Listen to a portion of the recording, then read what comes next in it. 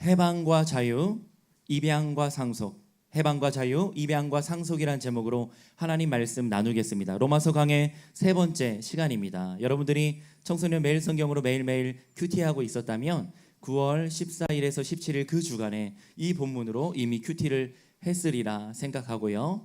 또 로마서를 이번 명절 기간 중에 일독한 친구들은 이 말씀이 어떤 배경에서 맥락에서 나왔는지 기억할 수 있으리라 생각합니다. 여러분, 명절 때 뭐 하면서 지냈어요? 목사님이 여러분들 문자 보낼 때 우리 주일날 아침에 살쪄서 만나자 이렇게 얘기했는데 목사님은 살찐 게 분명한데 여러분들도 맛있게 먹고 많이 먹고 살쪘나요? 네, 부모님께 효도하는 시간이었길 바라고 또 사촌들이나 동생들을 잘 돌봐주는 그런 시간이었길 바랍니다. 그렇게 했죠? 네, 어디서든지 빛과 소금과 같은 우리 고등부 친구들 되기를 축복합니다. 명절이 되면 재밌는 영화들이 많이 개봉하죠. 영화 봤습니까? 이번 명절 때 극장에서 영화 본 사람? 나는 안방에서 보았다. 추석 명절 특집 영화를 보았다. 예, 개봉한 영화 뭐가 있어요? 안시성, 또 명당, 협상. 여러분 그 영화도 알아요? 슈퍼 변신의 비밀, 놀이터 구조대 뽀잉. 목사님 우리 어린 아들 데리고 극장에 가서 우리 부모님은 안시성 보여드리고 저는 아들 데리고 가서 뽀잉을 보았어요. 1시간 넘는 애니메이션 얼마나 재밌는지 몰라. 거기 나오는 사자랑 코끼리랑 막 동물들이 놀이터로 막 변신해요. 예. 거기는 꿈도 있고 소망도 있고 성장도 있고 아주 감동적인 애니메이션이었는데 이렇게 우리가 명절 때면 명화를 보거나 또 극장 가서 좋은 영화들을 가족과 함께 관람하곤 하죠. 목사님 어린 시절에 크리스마스 성탄절이 다가오면 KBS와 MBC 혹은 EBS에서 늘 방영하던 영화가 있어요. 여러분 그 영화 뭔지 알아요? 네? 무슨 영화? 나홀로 집에. 네, 나홀로 집에도 했지요. 그보다 좀 더 오래된 영화 벤허라는 영화가 있어요. 본 사람 있어요? 목사님도 본 적이 없어요. 오래된 영화니까요. 아마 우리 선생님들은 많이 보셨을 텐데 명절 때 혹은 성탄절이 다가오면 공중파 방송에서 그 약 3시간 정도 되는 3시간 반이나 되는 그 긴 영화를 1부, 2부로 나눠서 방송을 하곤 했는데 한 번도 눈여겨서 집중해서 본 적이 없어요. 오래된 영화고 내용을 잘 모르니까. 그런데 목사님이 대학에 들어와서 벤허라고 하는 영화를 그 작품을 접하면서 너무 감동 있게 보았던 적이 있습니다. 그 영화 벤허는 1959년도에 제작이 되어서 우리나라에는 62년에 개봉이 되었고 목사님 기억으로 7차례, 8차례 가까이 재개봉 또 재개봉했어요. 한번 영화 포스터를 한번 볼까요? 예. 59년에 제작된 영화 포스터예요. 벤허라고 돼 있는데 벤은 히브리어로 아들이란 뜻이고 유다 벤허예요. 유다의 아들, 벤허, 허의 아들, 유다다 뭐 이런 이름을 갖고 있는데 주인공이 유다 벤허예요. 여기 유명한 장면은 전차 경주 씬이죠. 아주 스펙타클하고 다이나믹한 장면인데요. 10년이 넘는 제작 기간을 갖고 있고 엑스트라와 조연출 다 합쳐서 10만 명이 출연하는 지금도 그런 영화는 없습니다. 다 CG로 대체하기 때문에 사진들 좀 넘겨보면요. 여기 2명의 등장인물이 등장해요. 주인공인데요. 저 왼쪽에 있는 남자가 유다 벤허예요. 이스라엘 민족이었고 유대인이었고 유다 지파의 사람이어서 그런 이름을 갖고 있는데 오른쪽에 있는 사람은 메살라라고 하는데 로마인이었어요. 로마인 친구야. 둘이 아주 어렸을 때부터 함께 자란 친구인데 이 메살라는 로마의 귀족이었고 이 유다 벤허는 유다의 명문 가문 귀족 집안이었어요. 그런 당시 시대가 어땠습니까? 당시 시대는 AD 26년, 주후 26년이었고 로마 제국이 지중해 전역을 지배하고 역시 이스라엘 땅도 식민 지배 통치하고 있던 그 시절이었습니다. 둘은 어려서부터 친한 친구로 자랐지만 이제 성인이 되고 보니까 로마에서 군사교육을 받고 온 메살라가 다시 예루살렘으로 돌아왔을 때는 신임 총독을 옆에서 모시는 주둔 사령관으로 로마의 사령관으로 예루살렘에 돌아온 거예요. 그리고 이 메살라라고 하는 친구가 이 유다를 찾아와서 부탁합니다. 내가 유다에 로마 제국에 저항하는 저항 세력들, 총독을 암살하려고 하거나 로마 제국의 지배에 이렇게 순종하지 않은 그런 사람들, 불순 세력들을 잡고자 하는데, 베너 네가 나를 도와줘라. 네가 동포들 중에 그런 사람들이 있으면 나에게 알려주고 체포할 수 있게 도와달라고 하는 거예요. 마치 우리 일제 시대를 연상케 하는 그런 분위기인데, 벤허가 오케이 했겠습니까? 난 그럴 수 없다. 난 민족을 배반할 수 없고 나는 우리 민족의 독립을 원한다. 그래서 이 어려서부터 친한 친구였던 벤허와 메살라가 서로 등지게 돼요. 그리고 안타까운 일이 벌어집니다. 신임 총독이 빌라도였는지 모르겠어요. 신임 총독이 예루살렘에 이렇게, 역사적인 배경이 있지만 이건 픽션입니다. 예, 성경이 아니에요. 자, 신임 총독이 예루살렘 부임하는데, 부임할 때 시가 행진을 하는데, 이 베너의 여동생이 2층 집 창가에서 이렇게 다락에 서가지고 지켜보다가 그만 실수로 기왓장을 건드려서 벽돌이 떨어져가지고 총독 머리 위로 떨어져서 총독이 다치는 일이 벌어져요. 이거는 우연히 일어난 일이지만 메살라는 이거를 꼬투리 삼아서, 벤허 너는 의도적으로 계획적으로 총독을 암살하려고 했다 해서 그를 체포합니다.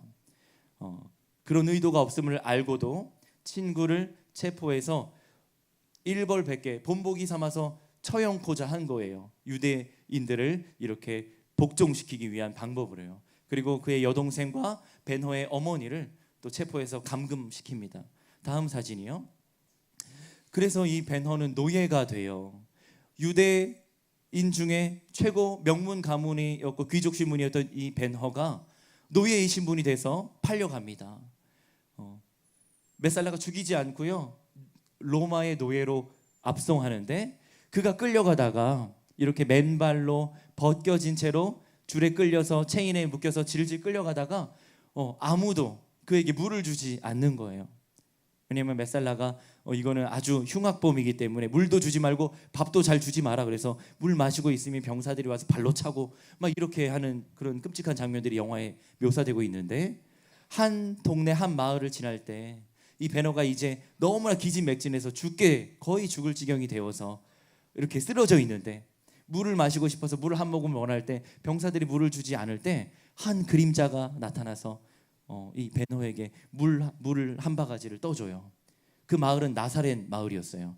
그 유대인 한 청년이 준 물을 마시고 다시 힘을 내서 이 벤허가 일어나죠. 그리고 로마까지 끌려갑니다. 그러다가 로마의 한 집정관 장군의 수하가 돼서 노예 병사로 이렇게 묶인 채로 배에서 노젓는 역할을 하게 되었어요. 이제 군인 노예가 된 것이죠. 저기 앞에 있는 벤허가 이렇게 배에 체인이 묶여 있는 채로 노를 저으면서 전쟁을 치르게 되는데, 그 집정관의 군단이 이렇게 이동하던 중에 해적을 만나서 큰 전쟁 중에 다 배가 부서지고 깨지고 패하게 되는데, 결국 시간이 지나서 집정관의 배는 깨져서 죽게 되었지만 그 군대가 해적을 이기고 승리하게 되었어요. 그때 물에 빠져 있던 집정관을 이 벤허가 물에 들어가서 구하게 되고 생명의 은인이 됩니다. 다음 장면이요. 그래서 이 집정관이었던 아리우스라고 하는 귀족 장군이 이 벤허를 자신의 양자로 삼아요. 너는 이제 더 이상 유대인 노예가 아니다. 너는 로마의 집정관 바로 아리우스의 아들이다. 양자 삼아서 자기의 모든 권한, 장군의 신분, 로마의 명문 시민 가문의 그 권한과 재산과 부와 명예를 양자된 베너에게 다 물려줍니다. 그렇게 로마에서 다시 돌아와요. 어디로 돌아와요? 이스라엘 땅 예루살렘으로 돌아옵니다. 다음 사진이요. 베너가 예루살렘에 돌아왔을 때 그 아랍의 대부호의 도움을 얻어가지고 이 예루살렘에서 열렸던 로마 그 전차 경기에 나가게 돼요. 아주 스펙터클한 장면들인데 여러분 유튜브에 검색하면 영화를 볼 수 있습니다. 원래는 처음 개봉할 때는 저는 흑백 영화로 개봉됐어요. 다음 장면이요. 여기에 메살라가 함께 출전하게 돼서 메살라가 갖은 모략과 술수를 써서 베너를 죽이려고 하지만 다른 경쟁자들이 다 탈락하고 마지막에 메살라가 자기 꾀에 빠져서 자기가 죽을 지경이 돼요. 몸이 불구가 되어서 이렇게 탈락하게 되고 벤허가 최종 우승을 하게 됩니다. 이 장면을 본떠서 만든 게 스타워즈의 그 경주신 있죠? 잘 모르는군요. 예, 다스베이더가 어렸을 때 스카이워커가 경주하는데 정말 재밌는데 그 장면의 모티브가 된 장면이기도 하지요. 이거를 실제 스턴트맨을 쓰지 않고 실제 쫙 촬영을 했어요. 원 테이크로 거의 촬영을 했는데 너무 멋진 명장면인데 다음 장면이요. 그런데 이 베너가 예루살렘에 돌아왔을 때 자기의 사랑하는 연인 에스더를 만납니다. 근데 그 에스더가 자기가 노예의 신분으로 예루살렘을 떠나 있었던 그 사이에 예수님을 만나고 아마도 산상수훈 예수님의 설교 말씀을 듣고 자신의 여자친구였던 에스더가 예수님을 나의 구주로 영접한 거예요. 그리고 그 기쁜 복음의 소식을 베너에게도 전한 거예요. 유대 청년 중에 예수라고 하는 자가 있는데 그가 있으면 우리 민족은 구원받고 해방될 것이다. 그는 단지 우리를 정치적으로 군사적으로 해방시킬 뿐이 아니라 우리의 영혼의 구원자가 되신다고 복음을 전해요. 베너가 꿈을 갖습니다. 그 유대 청년인 예수를 앞세워 로마의 압제로부터 우리가 해방되어야 되겠다. 그런 꿈을 가져요. 이거 영화에는 이렇게 표현 안 돼 있고 이거 실제 원작 소설의 내용입니다. 그리고 자신의 어머니와 여동생을 찾는데 없는 거예요. 왜냐하면 이 메살라가 감옥에 가뒀는데 감옥에 갇혀 있는 동안 병을 얻게 되고 총독이 바뀌면서 풀려났지만 감옥에 갇혀 있는 동안 문둥병, 이 한센병, 나병을 얻어가지고 사람들과 함께 어울려 살 수 없으니까 예루살렘 구석진 골짜기 마을에 한센병 환자들만 모여 사는 나병 환자촌에 그렇게 거주하게 된 거예요. 열심히 수소문해서 벤허가 자신 어머님과 여동생을 결국 찾게 되는데 얼굴을 알아볼 수 없을 정도로 한센병이 심하게 병들어 있었어요. 그때 예수라고 하는 청년에 대한 소식을 들은 벤허가 예수에게 가면 우리 어머니의 병도 우리 예쁜 여동생의 이 피부도 다시 회복될 수 있겠구나. 그렇게 해서 예수님을 막 찾아갑니다. 예수님을 그리고 만나게 돼요.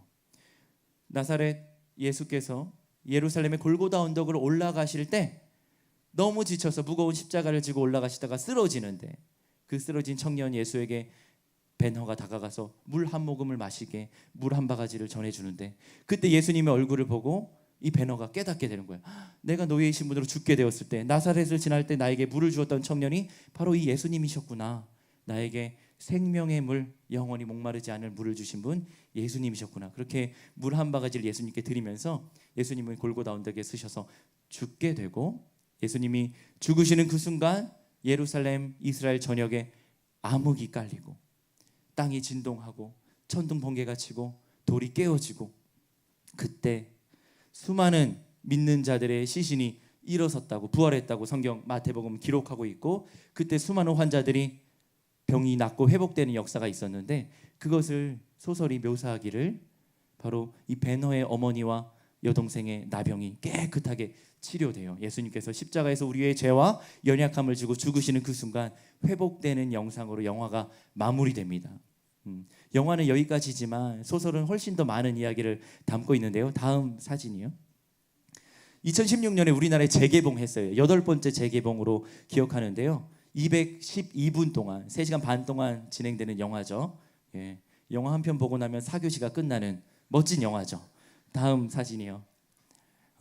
벤허라고 하는 이 원작 소설이 있어요. 우리나라에 번역이 2000년대에 되었는데 한 800페이지 정도 되는 멋진 소설이에요.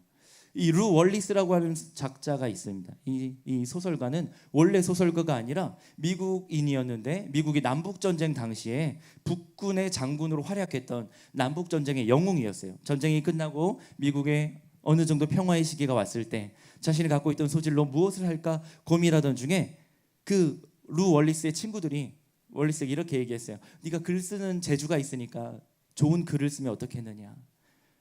그때 이 월리스라고 하는 이 작가가 그러면 내가 전 세계인들이 특별히 미국인들이 공감할 수 있는 내용의 글을 써봐야 되겠다. 그래서 유대 청년 예수의 로맨스 이 사랑 이야기를 한번 써봐야 되겠다 해서 로맨스 소설을 처음 쓰기 시작해요. 그리고 이는 한 인간으로서의 그 로맨스를 그리기를 원했고 신의 아들이를 부정한 것이죠. 왜 미국인들이 이 기독교에 빠져서 부활이 있다고 믿고 예수님을 믿으면서 이렇게 우매하게 되었을까? 그것을 깨우치기 위해서 예수라고는 한 인간의 일대기를 소설로 쓰고자 한 건데, 그 소설을 쓰기 위해서 미국의 전역의 도서관을 다니며 책을 보고 연구하고 그 땅에 직접 가서 목격하고 이렇게 탐사하고 돌아왔을 때, 그는 글을 읽고 책을 보고 성경 말씀을 연구하다가 말씀을 읽다가 예수님을 영접하게 돼요. 예수님은 신의 아들이 아니다, 이것을 논증하기 위해서 소설을 쓰려고 했었는데, 성경을 연구하다가 예수라고 하는 한 청년에 대해서 살펴보다가 그 속에서 하나님의 아들이시고 우리의 구원자 되신 예수님을 만나게 되고 예수님을 영접하게 돼요. 그래서 처음에 예수라고 한 청년의 로맨스 소설을 쓰려고 했던 것이 벤 허, 소제목은 그리스도의 이야기, 이런 소설로 책을 쓰게 돼요. 첫 장면은 동방박사 세 사람이 예수님의 탄생을 목격하고 경배하기 위해서 오는 장면으로 시작해서 예수님이 십자가 사건으로 이 배너라고 하는 소설이 마무리됩니다. 물론 소설은 픽션이에요. 그 사이에 나오는 성경의 인물들과 당시의 배경은 너무나 성경적으로 잘 묘사되어 있지만 그런 소설을 썼습니다. 왜 목사님 이 소설을 이야기했을까요? 왜 이 영화를 얘기했을까요?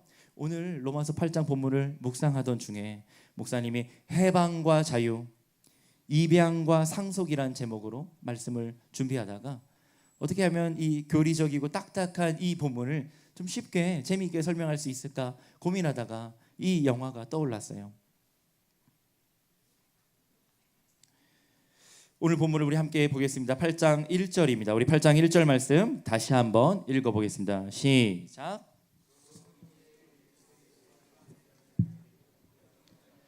그러므로 이제 그리스도 예수 안에 있는 자, 우리가 어떤 자입니까? 그리스도 예수 안에 있는 자, in Christ라고 했어요. 목사님이 상반기에 설교할 때 우리의 주소가, 우리의 소속이 어디냐 누가 물어본다면 우리는 in Christ, 예수 안에 있습니다. 그리스도 안에서 삽니다. 이렇게 이야기하자고 설교한 적이 있는데요.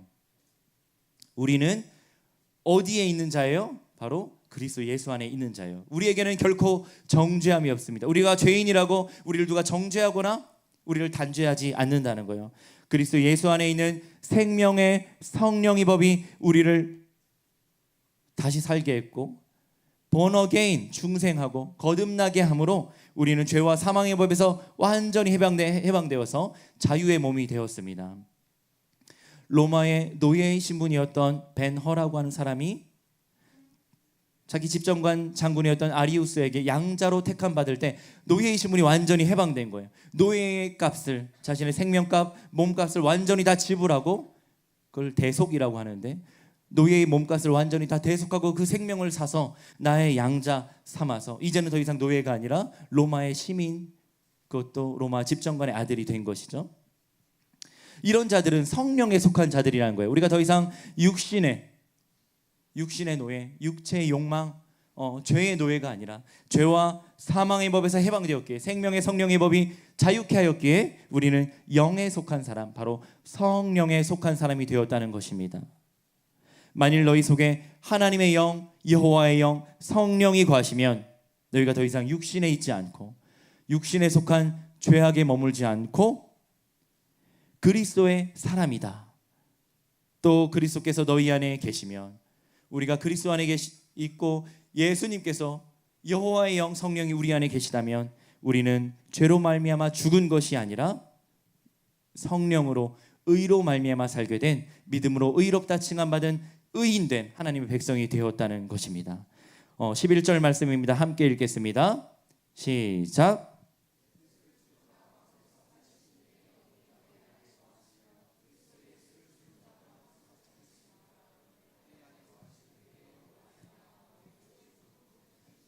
예수님을 죽은 자 가운데서 다시 살리신 성령으로 말미암아 그 성령이 우리 안에 거하시기에 우리도 더 이상 죽지 않고 사한 소망을 가지고 영원한 생명을 품고 살게 되었다는 겁니다. 성령으로 말미암아 우리의 죽을 몸도 살게 된 것입니다. 12절에 그러므로 형제들아, 다시 한번 이 말씀을 듣는 로마 교회의 성도들과 우리를 향하여 주의를 환기시키며 부르고 있지요. 그러므로 형제들아, 우리가 빚진 자로 돼 우리가 자격이 있어서 구원받은 것 아니야. 우리의 공로와 행위, 우리의 노력이 뛰어나서 우리가 도덕적으로 선해서 구원받은 것이 아니기에 우리는 다 하나님의 값없는 은혜로 구원받은 자에게 복음의 빚진 자다. 12절은 그렇게 쓰고 있습니다. 그러므로 형제들아, 우리가 빚진 자로 돼. 14절에 무릇 하나님의 영 성령으로 인도함을 받는 사람은 곧 하나님의 아들이라. 자, 한번 따라합니다. 우리 남학생들, 나는 하나님의 아들입니다. 우리 여학생들, 나는 하나님의 딸입니다. 우리 다 함께 따라합니다. 나는 하나님의 은총을 입은 자녀입니다. 주의 성령이 우리 안에 거하심으로 우리는 하나님의 사랑받는 아들, 딸들, 존귀한 자녀가 되었습니다. 할렐루야, 할렐루야. 15절 말씀 함께 읽습니다. 시작.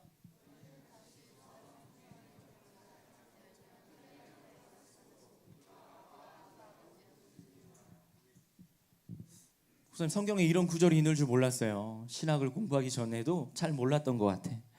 로마서 말씀을 신대원 1학년 전도사 시절에 읽고 또 읽고 묵상하고 연구했는데 늘 이 말씀을 읽을 때 마음에 큰 감동과 눈물이 있었어요. 너희는 다시 무서워하는 종의 영을 받지 않는다. 육계에 속한 자가 아니고 죄와 사망의 법에 속한 자가 아니니까. 생명의 성령의 법이 우리를 이미 자유케 하고 해방했기 때문에 우리는 다시 하나님을 생각할 때 두려워 떨거나 무서워하거나 하나님의 심판과 죄에 대한 징벌을, 그 징계를 무서워하는 자가 아니라는 거예요. 그리고 양자의 영을 받았으므로 우리가 하나님을 아빠, 아버지라고 부르게 된 것입니다. 히브리어로 그대로 아빠를 아빠라고 부르고요. 헬라어로 그대로 아빠를 아바 혹은 아빠라고 부르는데 우리가 이제 하나님의 아들, 딸이 되었기에 하나님을 아빠라고, 아버지라고 부르는 거예요. 그래서 우리가 공식적인 자리에서 기도할 때는 하나님 아버지 이렇게 기도하지만 목사님은 가끔 잠자리에 누워서 혹은 아침에 일어나서 하나님, 오늘 주일인데 교회 가기 싫어요. 너무 피곤해. 더 자고 싶어요. 하나님 아빠, 아빠, 아버지 친근하게 부르면서, 사실 오늘 아침이 그랬는데 어젯밤에 장례가 갑자기 나서 장례 갔다 새벽 늦게 들어와가지고 오늘 설교를 마무리하니까 새벽 한 3시가 됐더라고. 그래서 오늘 잠시 자다 일어났는데 한 새벽 6시쯤 눈이 떠졌는데 아빠, 나 너무 피곤한데 10분만 더 잘 테니까 마치 3시간을 잔 것처럼 피로가 회복되게 해달라고 하나님 아빠, 아버지께 기도하고 오늘 나왔는데요. 하나님은 우리에게 그런 아빠가 되시는 거예요. 여러분 집에 있는 아빠가 혹 엄격하고 혹 무서워서 하나님 아버지도 그런 분이라고 생각하지 마시고, 혹 아빠로부터 어렸을 때부터 받았던 상처와 아버지의 언어 폭력 때문에 나는 아버지 하면 좀 부정적이고 좀 어렵고 좀 무섭게 느껴지는 그런 이미지가 있다면 하나님 아버지는 그런 분 아니시고 아빠라고 부르지만 사실 훨씬 더 친근한 엄마와 같은 이미지로 우리를 사랑해 주시는 우리 아버지가 되시는 그분이 바로 하나님 아빠입니다. 성령이 친히 우리의 영과 더불어 우리가 하나님의 자녀인 것을 증언합니다. 그 어떤 이들도 여러분들을 정죄하지 않고 여러분들의 죄인이라고 꾸짖지 않습니다. 비난하지 않습니다. 왜냐하면 우리의 증인이 누구냐면 바로 하나님의 영이신 성령께서 여러분을 넌 하나님의 아들이야, 넌 하나님의 존귀한 딸이야, 하나님의 자녀가 되었다고 우리의 증인이 되어주시기 때문에 우리는 하나님의 아들이요 자녀요 또한 하나님의 자녀로서 하나님의 상속자가 된 것입니다. 17절 말씀인데요, 함께 읽겠습니다. 시작.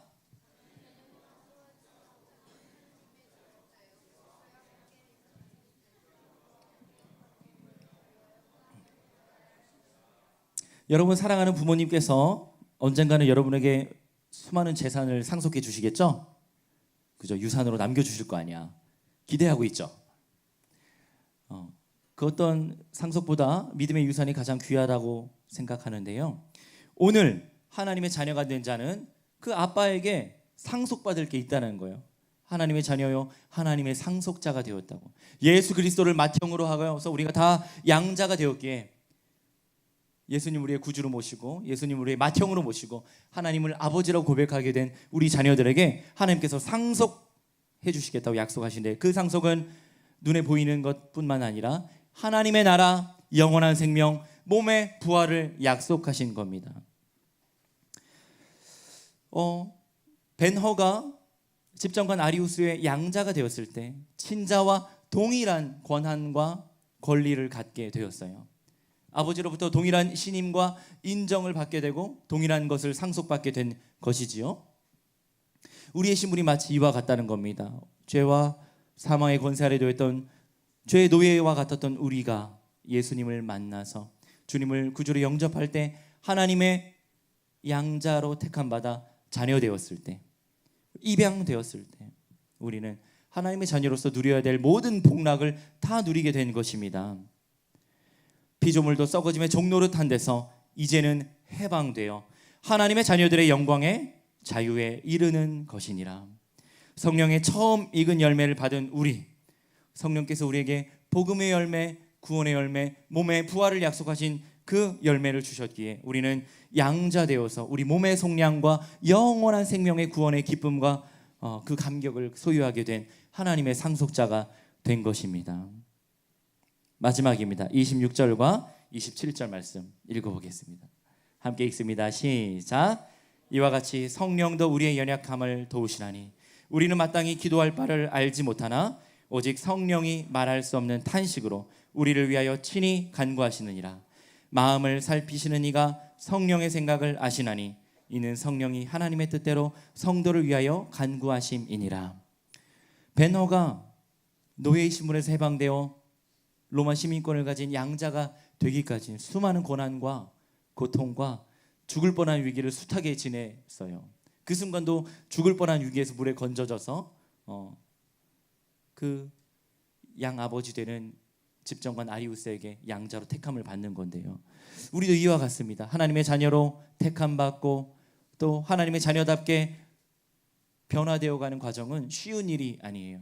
우리의 몸을 죽이고 우리 육신의 본성을 죽이고 우리의 죄악된 습관을 죽여야 되는 성화의 과정, 연단의 과정이 우리 가운데 펼쳐지고 있는데, 그 과정 중에 살아가고 있는 이들이 바로 우리입니다. 이미 구원받았지만 또한 우리의 구원을 완성하고 이루어가기 위해, 구원받은 백성답게 살기 위해 우리는 가정에서나 학교에서나 교회에서나 세상 속에서 빛과 소금으로 하나님의 자녀답게 살아가기 위해 늘 우리 안에 있는 우리의 욕심과 이기심과 나의 죄악된 자아와 성령의 영으로 함께 싸우고 갈등하면서 말씀대로 살기 위해 부단히 노력하며 살아가는 거예요. 그럴 때 우리는 연약하고 우리는 부족하고 의지가 박약해서 함께 일어나지 못할 때 누가 우리를 위하여 기도해 주시고 우리를 도와주시냐? 우리는 마땅히 기도할 바를 알지 못하고 기도할 힘조차도 없을 때 오직 성령이 말할 수 없는 탄식으로 우리를 위하여 친히 간구하신다는 거예요. 목사님도 여러분을 위해 기도하고요, 우리 전도사님이나 선생님들이 여러분들 위해서 늘 기도하지만, 그러나 성령 하나님께서 바로 사랑하는 하나님의 아들, 딸 된 여러분들을 위해서 말할 수 없는 탄식으로 지금도 여러분을 돕고 기도하고 함께하고 계신 겁니다. 마지막 말씀 28절입니다. 함께 읽습니다. 시작. 우리가 알거니와 하나님을 사랑하는 자 곧 그의 뜻대로 부르심을 입은 자들에게는 모든 것이 합력하여 선을 이루느니라. 다시 읽겠습니다. 시작.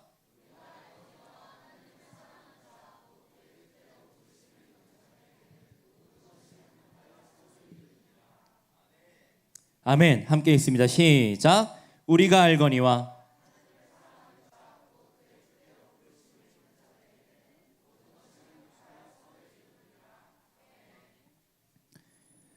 여러분 퍼즐 해봤죠? 퍼즐을 맞추다 보면 뭐 어렸을 때는 퍼즐 조각 4개짜리, 9개짜리, 뭐 20개짜리 금방 맞추는데 막 몇백 피스 혹은 몇천 피스의 조각을 맞추다 보면 눈이 아픈데, 그러다가 막 찾다가 퍼즐 한 조각이 없어져서 완성이 안 될 때도 있죠.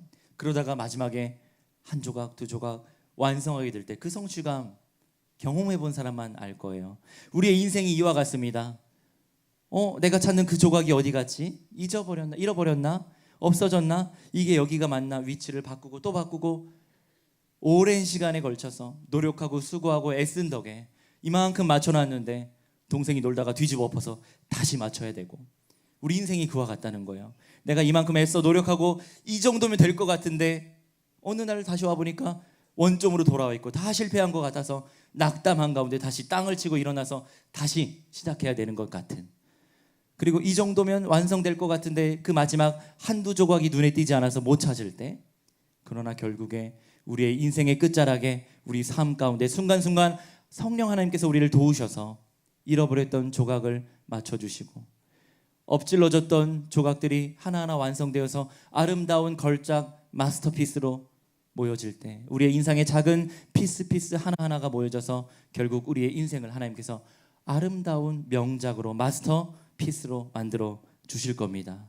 모든 것이 합력하여 선을 이루는 것, 그 하나님의 뜻과 섭리를 알기에 이미 구원받은 백성 성령이 내 안에 계시다는 감격을 가지고 살아가는 우리들에게는 결코 정죄함이 없고 낙심됨이 없고 하나님을 향한 두려움이 없고 하나님을 향한 따뜻한 사랑 그 안에서 누리며 이미 해방되고 자유를 받아 입양되고 양자되어 상속함을 누리는, 하나님의 나라를 상속한 자 영원한 생명을 이미 받은 그런 백성으로 살 수 있는 줄 믿습니다. 모든 것이 합력하여 선을 이루는 복된 인생 되시길 우리 사랑하는 고등부 친구들 예수님의 이름으로 간절히 축원합니다. 성령의 영이 우리 안에 거하심으로 늘 아버지 하나님과 동행하며 하나님을 아빠라 부르며 아버지와 친밀하게 교제하는 우리 고등부 친구들 되기를 예수님의 이름으로 축원합니다. 축원합니다. 우리 시간